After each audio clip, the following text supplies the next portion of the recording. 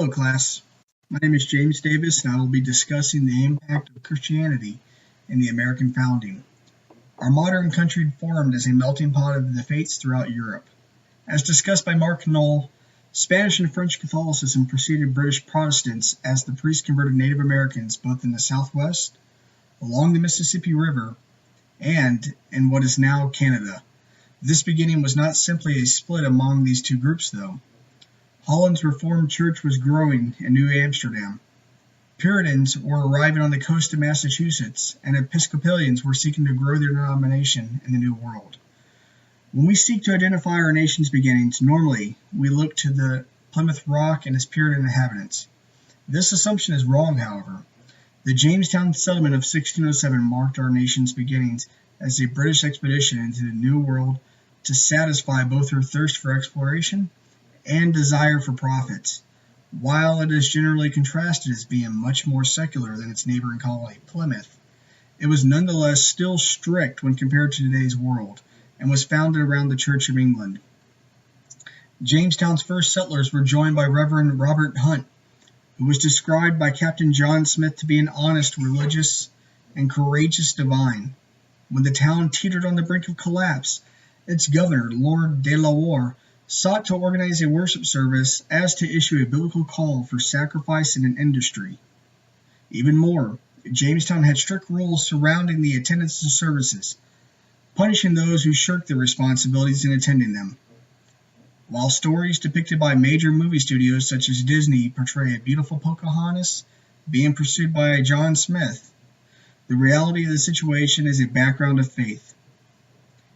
As discussed in Chapter 2 of A History of Christianity in the United States and Canada, John Rolfe, the real love of Pocahontas' life, pursued her soul with the words, "I will never cease until I have accomplished and brought to perfection so a holy work, and which I will daily pray God to bless me, to mine and her eternal happiness."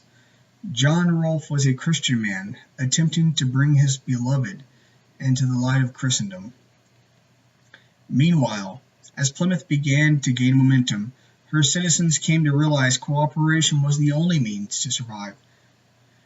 In contract and before God, they came together to create a political body to begin working together to create equal laws, ordinances, acts, constitutions, and appoint officers to carry out the framework soon to follow. This contract became known as the Mayflower Compact of 1620. Of all the stories that began to follow the settling of the New World, a central theme of self-governance is evident. The men and women who settled the New World were not bound by the politics and religious views of monarchs, and were not so easily subject to being a feudal vassal. Whereas in England, King Henry VIII carried out a separation from the papal church, and his daughter Bloody Mary, Mary Tudor, killed in hopes to reverse the English Reformation and restore the Roman Catholicism in England, this was not the case in the New World. Historical figures such as John Winthrop laid the foundation of a nation which serves one God, as he led the first large wave of immigrants from England in 1630. These beginnings not only helped to remove monarchy from our beginnings, placing God before king, but continued well into the 19th century as a religious Winthrop was memorialized in the form of a statue both in Boston and in Washington, D.C. As Dr. Sam Smith and Dr. Roger Schultz point out in their presentation, Colonial Christianity, there was a strong Christian emphasis among all workings of America, be it from the Virginia Company Charter or the Mayflower Compact, even leading up to the Declaration of Independence. The common theme found in all these documents is the reference to God.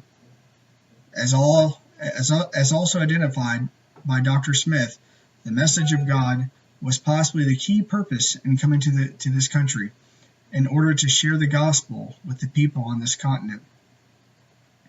The belief in God and the spread of his message is so intertwined into this country that even by the year 1954, 600 dignitaries, businessmen, politicians to include President Eisenhower and future President Richard Nixon met in the Mayflower Hotel in Washington, D.C., and began their day with a prayer breakfast as described by Roger Schultz in his article, A Christian America.